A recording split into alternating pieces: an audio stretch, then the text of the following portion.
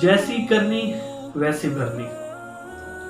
ایک انسان دریا کے کنارے کھڑا مچھلی پکڑ رہا تھا۔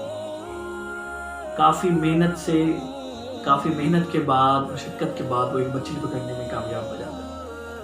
اب جیسے ہی اس نے ایک مچھلی پکڑی، ایک دوسرا انسان آتا ہے اور اس سے وہ مچھلی کھینچ لیتا ہے۔ اب جس نے مچھلی پکڑی ہوتی ہے وہ کہتا ہے بھائی آپ میری محنت مجھ سے آپ کیوں لینا چاہتے ہیں؟ بڑی مشکل سے، بڑی محنت سے میں نے ایک مچھلی پکڑی ہے۔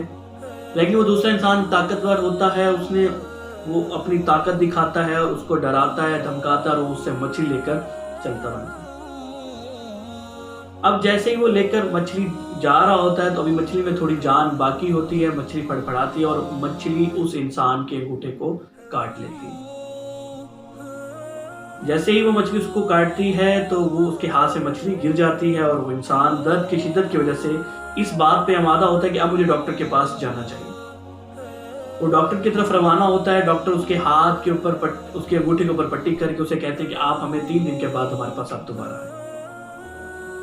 لیکن درد کی شدت بڑھتی چلی جاتی ہے۔ وہ جب انسان 3 دن کے بعد ڈاکٹر کے پاس واپس آتا ہے تو ڈاکٹر کہتے ہیں کہ آپ کا یہ زخم کافی زیادہ خراب ہو رہا ہے، اگر ہم آپ کا اس کی وجہ سے آپ کا ہمیں انگوٹھا کاٹنا پڑے گا ورنہ آپ کا پورا ہاتھ ضائع ہو جائے گا۔ تو وہ کہتے ہیں نا کہ مرتا کیا نہ کرتا، تو وہ اس بات پہ آمادہ ہو جاتا ہے ٹھیک ہے آپ میرا انگوٹھا کاٹیں تاکہ میرا ہاتھ بچ سکے۔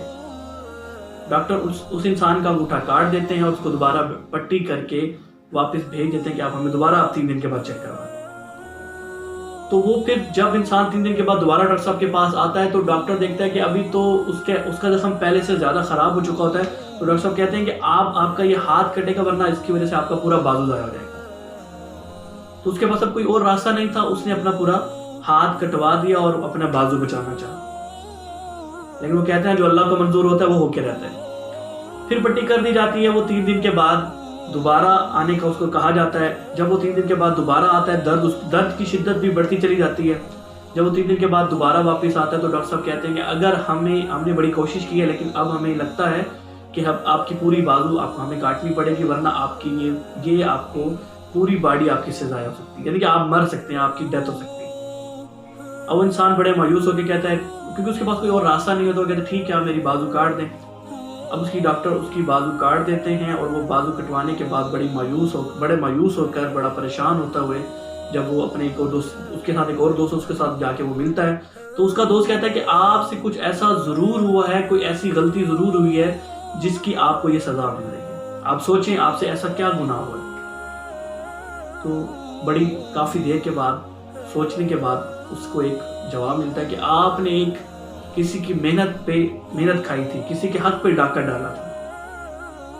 تو وہ اس کے دماغ میں مچھلی والے کا خیال آتا ہے، وہ بڑی محنت سے، بڑی مشکلات سے اس مچھلی والے کو ڈھونڈتا ہے، جا کر کہتا ہے کہ آپ نے کیا ایسا جادو کیا ہے، مجھے کیا ایسی بد دعا دی ہے جس کی وجہ سے میں اس حالات میں جا چکا ہوں، اس وجہ سے اتنا میں پریشان ہوں۔ وہ گڑا کر اسے معافی مانگتا ہے، اس کے قدموں پہ گرتا ہے۔ وہ اسے کہتا ہے کہ بھائی میں نے آپ سے کچھ ایسا نہیں کہا، میں نے آپ کو کوئی بد دعا نہیں دی، ہاں لیکن اتنا ضرور کیا تھا جب آپ نے میری محنت آپ نے مجھ سے چھین لی تھی تو میں نے اللہ کی اوپر کی طرف دیکھا اور اللہ کو مخاطب ہو کے کہا کہ اے اللہ، اس انسان نے مجھے اپنی طاقت دکھا کر میری محنت مجھ سے لے لی ہے، میرا حق مجھ سے چھین لیا ہے، اب آپ اس کو اپنی طاقت دکھائیں۔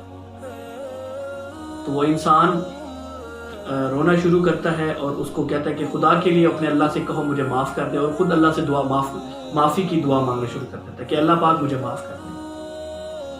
تو کہتے ہیں نا کہ جو کچھ جس طرح سے ہم لوگوں سے زیادتیاں کرتے ہیں، مطلب اسے کسی کا حق کھاتے ہیں، تو مطلب جو ہم نے کسی کے ساتھ غلط کیا ہوتا ہے نا وہ ڈیفینیٹلی ہمارے ساتھ، وہ اس دنیا میں ہماری زندگی میں ہمارے ساتھ ضرور ہوتا ہے۔ تو کہتے ہیں نا کہ کریکٹر میں رہیں تاکہ آپ کے ساتھ ایسی پرابلمز، ایسی پریشانیاں مت۔ دیکھیں سو سمپل، ہم جس کے ساتھ جیسا کریں گے ہمارے ساتھ یہ ویسا ضرور ہوگا۔